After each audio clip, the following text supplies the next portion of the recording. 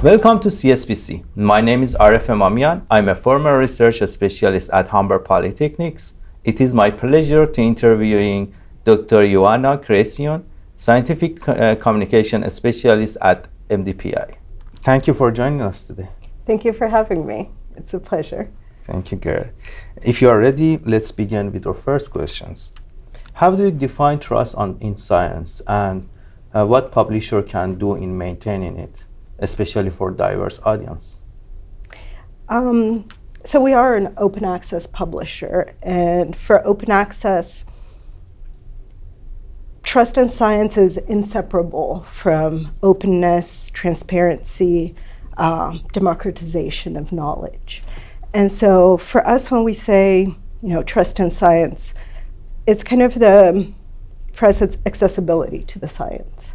That's quite important. So that way, everybody has a chance to read the science, evaluate it for themselves, see, is it trustworthy, and then build upon it. So we think that accessibility is something that can drive innovation if people can build upon the science. We also look at transparency. I think that's key if you want to build trust. And so transparency in how the research was performed, open data, open methods, sharing everything. This will help with reproducibility of the science. And so again, this drives innovation in a different way, and it can start with collaboration. If you have access to someone's data, you can start a scientific conversation with them and say, this is interesting, what you saw here, but you didn't discuss. And finally, I would say, to have trust in science, you have to remove kind of this gatekeeping that sometimes puts a barrier on dissemination of science.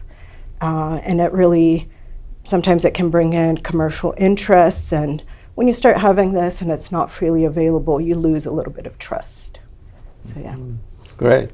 Which tools, including AI, do you expect to shape the future of trustworthy publishing? And can they be used to support transparency and research integrity? Yes, I think in the publishing industry, just like everywhere we're seeing today, AI is really changing how we do things. And it's quite a big help to us. A lot of the processes that we have in place, they require quite a lot of time and checking, and sometimes humans are not that good at checking specific things, and AI tools, can fill that gap. For example, we developed a tool and we're using for looking at citations within articles. Sometimes there are inaccuracies in citations, and sometimes researchers might cite work that is retracted. So work that was deemed no longer valid by the publisher and it was removed. So because a lot of even policymakers and universities, they rely on this citation data to show the impact of the work. So it's important for it to be accurate and relevant. So here is a place where some of the AI tools can help us screen an article, look at the references, find any inconsistencies, and then just flag it, because it's important that somebody else who is an expert, an academic editor, goes back and looks and validates and says, yes, this is true or not. The references are fine, or yeah, we need to address this problem. So I think it is helping research integrity quite a lot, but I do want to stress that humans need to be involved to validate. And we need to be transparent about how we use these tools. Interesting. How does open science contribute to build trust among non-academic audience, and how does clear communication play a role? So, I talked about open access, which is quite a small part of open science. So it's only one slither of the big pie that is open science. And while open access refers to having access to papers without any financial cost to anyone, to readers that want to access the research, open science, it's about being even more inclusive than that. So it's not only access to the papers to read them for free, but it's also trying to involve the community more in science. And so some initiatives that come from open science, it's citizen science. So researchers working with, let's say, high school students, getting them involved in measuring certain data, training them, which is extremely important for their development later on in life. So engaging them in the scientific process, showing them this is how we collect data, this is how we store it, this is how we will analyze it later. And then here's the final product, the article that you can now read, and you have actively participated. So I think by engaging the broader community, you go beyond and you build trust in science. And you also engage a community and build the next generation. Yeah. That's great. How does MDPI see its role in advancing open science while also improving the quality and accessibility of science communications? So our mission at MDPI is to foster open scientific communication and foster this sharing of science, not only as it relates to articles, but we want open and transparent communication of science everywhere in all of our processes. So we've done quite a lot to open up the peer review process, for example. Instead of it being kind of hidden behind in a black box, you don't know who reviewed or what was commented. Now we give authors and we encourage them to select open peer review. So they can publish their, the comments that they receive from reviewers together with their manuscript, and we can see the whole discussion that took place and how the research was improved.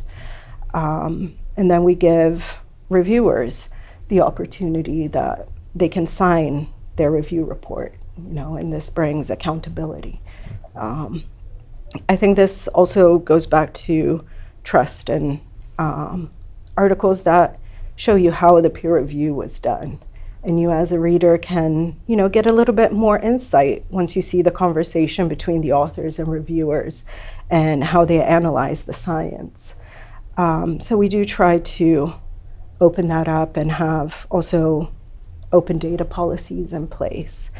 Now for communicating, science more broadly, we are taking quite a lot of steps for that too, and having simple summaries, plain language summaries for articles, so that way the broader community can learn something from the article, and including graphical abstracts or even video abstracts.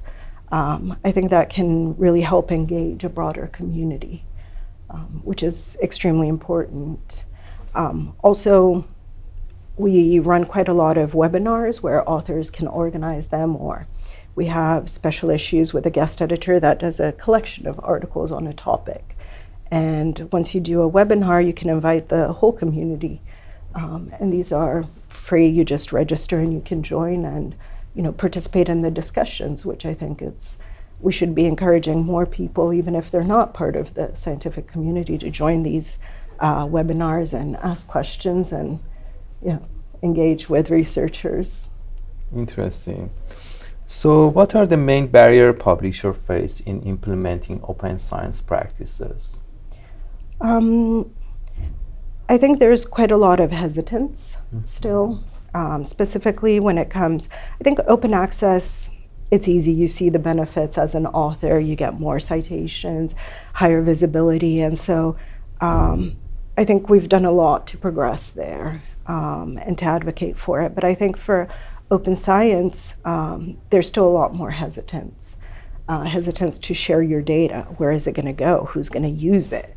How are they going to use it? And then I think to kind of balance this hesitance, I think we need more policy that will reward scientists that are taking this leap. It's not easy to prepare your data, label it properly, store the metadata, share it with the world. It takes quite a lot of effort and a lot of trust. But there is very little rewards sometimes. And so I think it's important to advocate for open science and open access, but also reward scholars that are participating. Yeah. Interesting. What is your opinion on the value of Canadian Science Policy Center and its position in the connection hub, knowledge mobilizer, and talent incubator in the science and policy innovation landscape? I think it plays a vital role in Canadian science and innovation, and it acts as a bridge, for researchers, science communicators, policymakers, publishers such as us, and it gives a voice and it brings us all together. And usually we never do meet, so there's very few opportunities for us to come together and to really have an informed dialogue about science, about policy, about innovation. And it also gives us an opportunity to advocate and to, really have those tough discussions, which normally we don't have a platform to have them. So I think that's extremely important.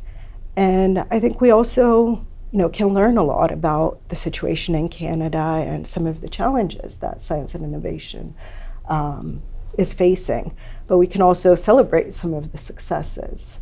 And for us as a publisher, it's important, to be a part of these conversations and to better understand the scientific community here. And that helps us better serve it in the future. Understand, what are the needs and challenges, and then we can also do better. For the community. And so, we're really thankful to CSPC for including us in this. So thank you. You're welcome. Thank you for taking part in the CSPC 2025 interview series. It was my pleasure to interview Dr. Ioana, Scientific Communication Specialist at MTPI Canada. Thank you so much for Thank you so much. being here. Thank you. It was a pleasure.